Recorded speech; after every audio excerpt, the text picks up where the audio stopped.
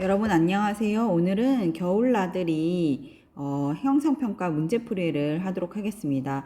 다른 줄거리 이런 것들은 여러분들이 이미 다 알고 있기 때문에 따로 설명하지 않고, 문제 같은 경우에도 여러분들이 풀어봤다라는 것을 전제해서 선생님이 설명을 하니까, 아직 풀어보지 않은 친구들은 잠시 화면을 끄고 문제 먼저 풀어본 다음에 선생님 설명 듣길 바래요. 그럼 여기 있는 것을 보면은 제목은 겨울나들이고 작가는 박완서. 보니까 서사갈래 안에 있던 이 소설에 대해서 우리가 배울 거예요.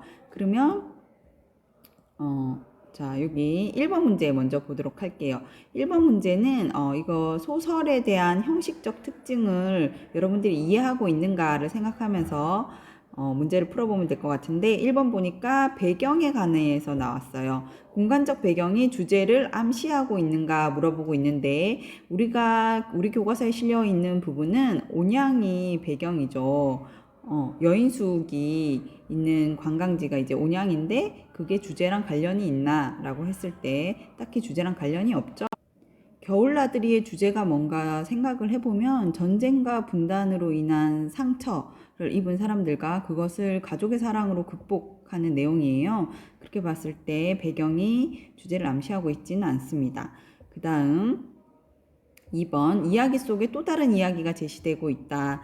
이야기 속에 또 다른 이야기가 제시되고 있다. 이런 소설을 무슨 소설이라고 한다고요? 액자식 소설이라고 하여.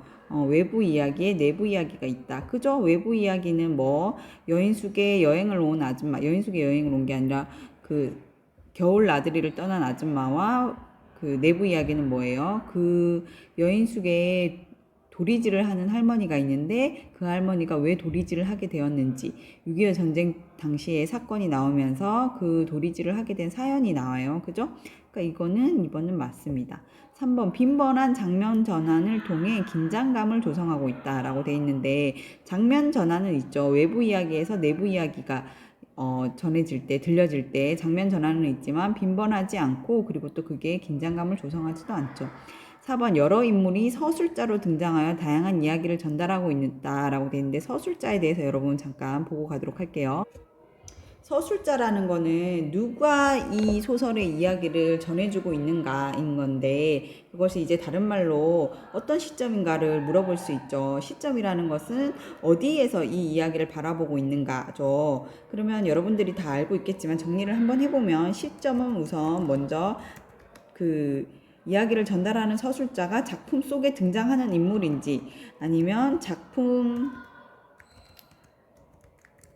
밖에 있는지에 따라서 나눌 수 있죠. 작품 속에 등장하는 경우에는 두 가지 경우가 있어요. 첫 번째로, 작품 속에 등장하는 인물이 자신이 주되게 겪은 사건을 전달하고 있는가. 그러면 자기가 그 이야기의 주인공이겠죠. 그래서 1인칭 무슨 시점이다? 주인공 시점이다 라고 이야기하죠. 근데 등장하는 인물이긴 인물인데, 자기가 그 사건의 주인공이 아니고 옆에 어떤 사람이 그 사건을 겪는 것을 관찰해요. 그럴 경우에는 뭐라고 하죠? 1인칭 관찰자 시점이라고 하죠. 그러면 작품 밖에 있는 경우에는 등장하는 인물이 아니에요. 작품 밖에 있어요, 서술자가. 근데 전지전능하신 하느님처럼 모든 사건을 다 알고 있고 인물들의 심리에 대해서 다 알고 있어요. 그런 걸 뭐라고 그런다? 전지적 작가 시점이라고 해요. 그리고 또 두 번째로 뭐가 있냐? 작품 속에 등장하는 인물이 아니고 작품 밖에서 서술자가 소설의 이야기를 전하고 있는데, 근데 옆에서 관찰만 해요. 그런 건 뭐라 그래요? 3인칭 관찰자 시점이라고 해요. 여러분들이 이 네 가지 정도 알고 있는데, 그러면은 여러분들이 지금 배우고 있는 겨울나들이는 시점이 어떻게 되냐? 지금 액자 소설이기 때문에 작품에서 외부 이야기가 있고, 그리고 내부 이야기가 있어요. 자, 외부 이야기의 서술자는 누구예요? 주인공인 나가 남편과의 서운한 일이 있어가지고 여행을 떠나와서 겪게 되는 이야기들이 나와 있으니까, 외부 이야기의 서술자는 1인칭 주인공 시점이죠. 근데 그 주인공이 어디 여인숙에 머물다가 웬 할머니를 만나게 돼서 그 도리지를 하는 할머니에 대한 사연을 듣게 돼요. 그 이야기 속에서는 서술자가 누구예요? 어떻게 서술되고 있어요? 그 서술자는 뭐 그녀는 남편을 집에서 뭐 이런 식으로 시어머니가 뭐 이런 식으로 서술되고 있는 거 보니까 그 사건에 등장하지 않는 인물이 이야기하고 있으니까 작품 밖에 서술자가 있고 근데 그 벌어지는 심리나 이런 것들을 다 알고 있기 때문에 내부 이야기는 전지적 작가 시점에 의해서 이야기가 전달된다 라고 여러분들이 이해하면 될 것 같습니다. 그러면 문제를 풀어보도록 할게요. 여러 인물이 서술자로 등장하여 여러 인물이 등장하는 건 아니죠. 그렇기 때문에 틀렸다. 그 다음에 5번 서술자가 자신이 경험하지 못한 사건을 마치 경험한 것처럼 전달하고 있다 그랬는데 이 외부 이야기에서의 서술자는 자신이 경험한 거를 전달하고 있기 때문에 틀렸죠. 네. 그 다음 네, 2번 보도록 할게요. 보기는 윗글의 내용을 시간순으로 나열한 것이다 라고 되어 있는데 자 틀린 답이 여러분 2개가 있어요. 이게 문제가 좀 그래요. 자 볼게요. 기억 6.25 때 면장인 그녀의 남편은 숨어 살았다. 그죠? 니은 남편은 야밤을 틈타 그녀의 친정으로 피신하였다. 디귿 그녀는 시어머니야 남편에게 모른다라고만 하라고 가르쳤다라고 돼 있는데 남편한테 가르친 게 아니라 시어머니한테 가르쳤죠. 그러니까 디귿 틀렸고 리을 남편이 서울 수복 후 고향으로 돌아온다. 그죠? 성질 급한 남편이 돌아왔다 그랬죠. 미은 임민금 폐잔병이 나타나 시어머니를 위협하고 남편을 사살한다. 소설 내용을 보면 시어머니를 위협한 내용은 없어요. 소설에서는 뭐라고 돼 있었냐면은 위협했다기보다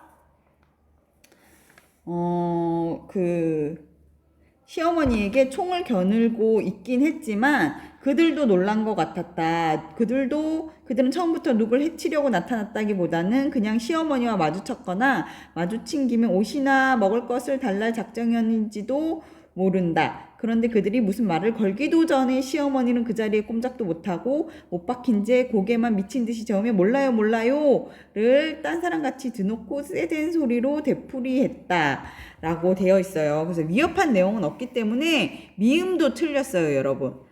그렇기 때문에 이거 답이 2개라고 생각하면 됩니다. 그 다음에 3번과 4번은 딱히 여러분들이 설명을 들어야 할 게 없어서 여러분들이 풀 수 있어서 정답은 알려줄게요. 3번은 정답이 2번이고 4번은 정답이 5번입니다. 자 그러면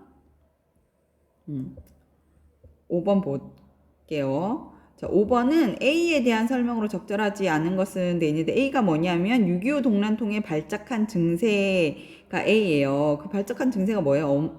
시어머니가 도리지를 하는 거죠. 1번 보니까 시어머니의 도리질병은 결국 민족적 비극이 원인으로 작용한 것이다. 민족적 비극이 뭐예요? 6.25 전쟁이죠. 그쵸? 전쟁의 상처. 그러니까 이 소설에서 말하고자 하는 거죠. 2번.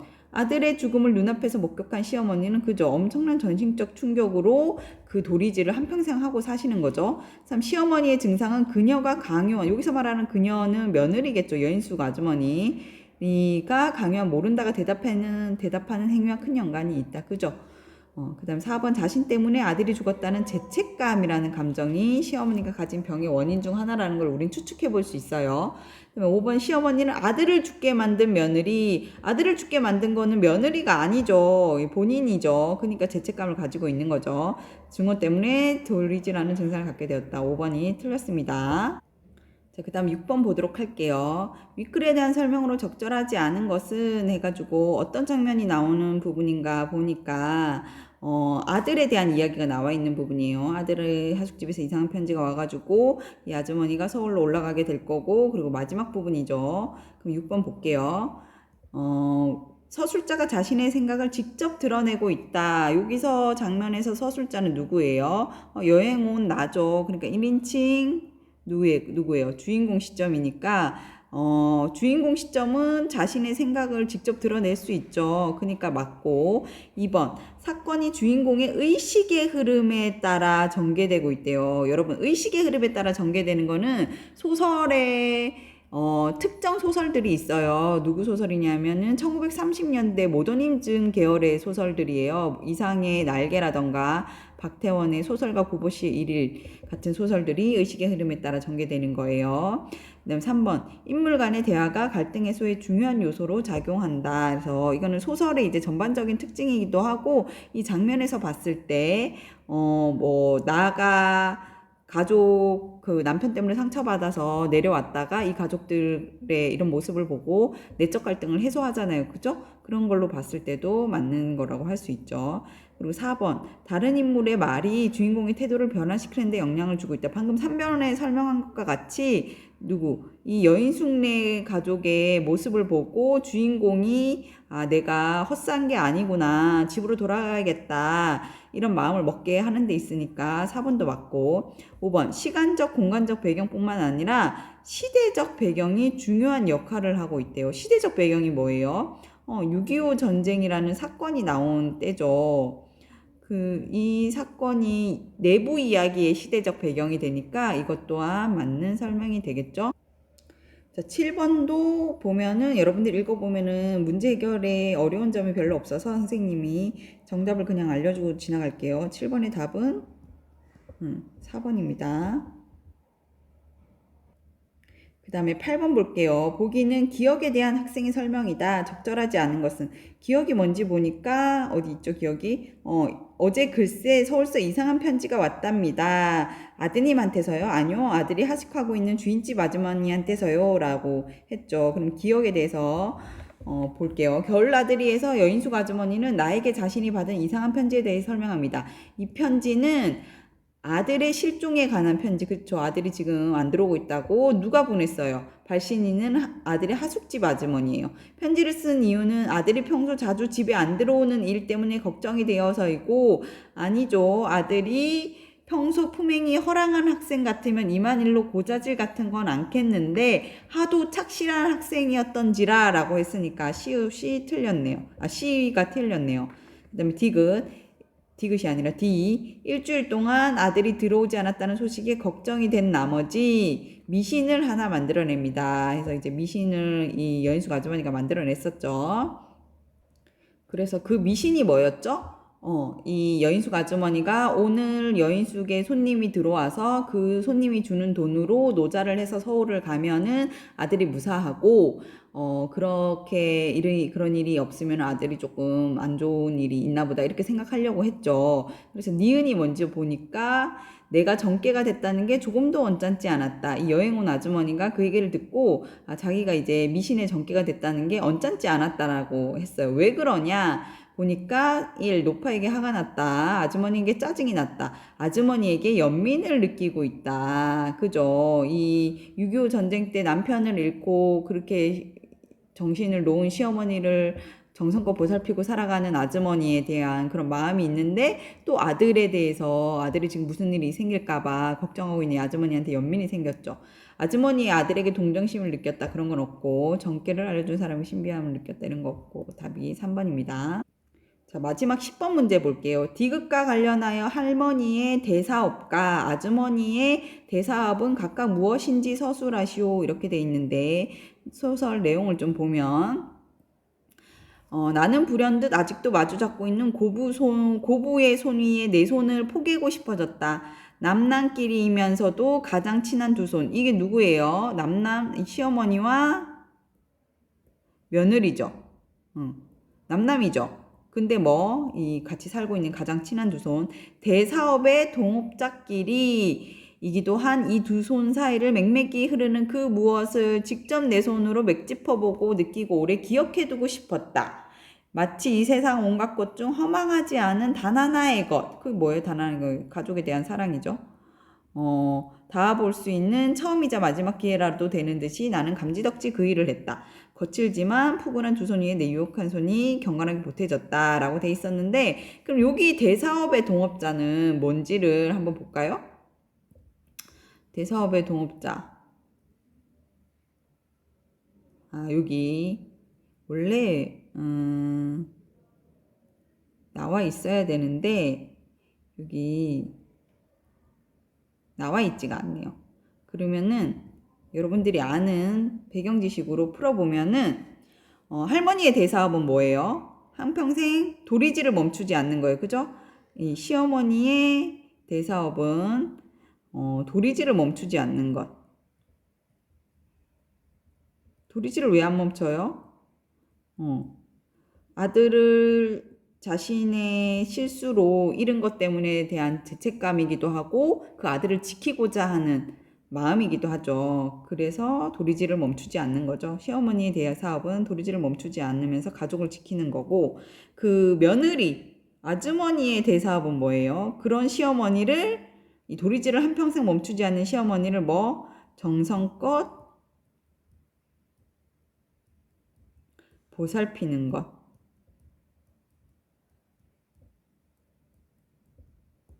는 것이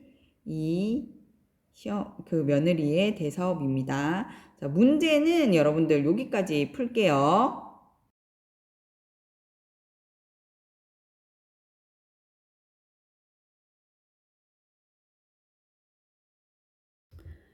겨울나들이 제재 정리를 한번 보도록 할게요. 이거 여러분들은 예전에 받았었는데 한번 볼게요.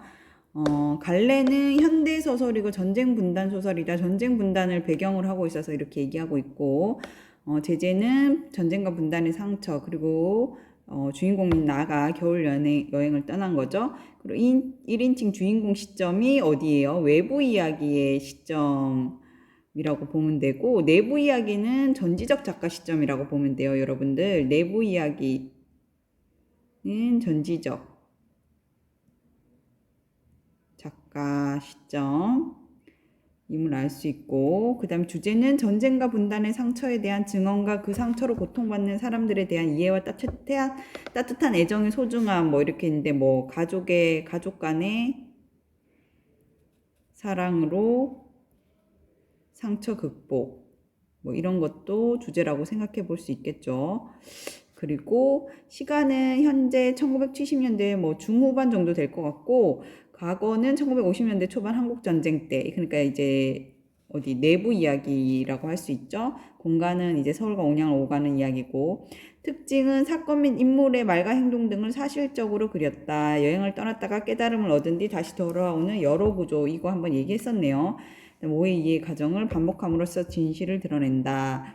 이렇게 돼 있고, 구성은 여러분들이 보면 될 것 같고, 여기 밑에 액자식 구성 보니까 외부 이야기 나의 겨울 여행이고, 내부 이야기는 노파의 더리질에 얽힌 사연이었으니까 이거는 이제 6.25 전쟁 당시 이야기가 내부 이야기로 나오죠. 한국전쟁 중 면장이던 아주머니 남편이 집을 떠나 처가로 피신함, 요거 내부 이야기에 대한 줄거리네요. 아주머니는 어리숙하고 고지식한 시어머니가 꼬임에 빠져 남편이 가 있는 곳을 실토하면 어쩌나 싶어서 도리질이랑 모른다를 아주 강조해서 가르쳤어요. 그래서 남편이 집에 왔는데 그 아주머니 남편이 어머니와 아내의 눈앞에서 인민군 총에 맞아 죽었죠. 그거로 시어머니의 도리질은 고질병이 되었습니다.